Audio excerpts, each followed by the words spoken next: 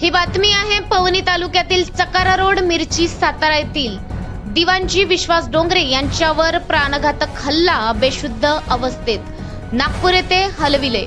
नमस्कार, मी Sanjana Bhambore, blue storm TV news channel मध्ये आपल्या सर्वांचे स्वागत आहे आणि ही बातमी आहे महाराष्ट्र प्रतिनिधी संजीव भांबोरे यांच्याकडून।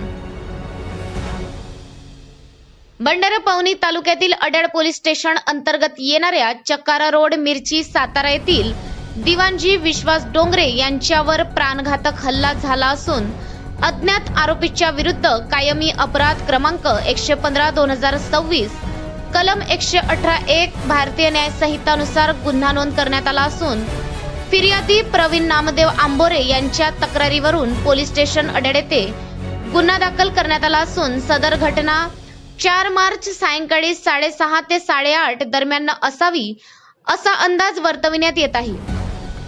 फिर्यादी प्रवीण आंबोरे यांना 5 मार्च 2026 ला 7:25 9765031282 वरून फोन आला की तुमच्या चकाऱ्यातील साताऱ्यावरील दिवाणजी विश्वास डोंगरे जखमी अवस्थेत पडून असून त्याला कोणीतरी कशाने तरी मारले आहे।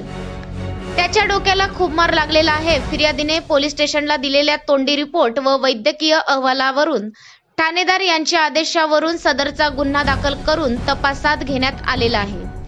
अशाच काही बातम्यांच्या नवीन अपडेटसाठी आपण पाहत राहा ब्लू स्ट्रॉम टीव्ही न्यूज।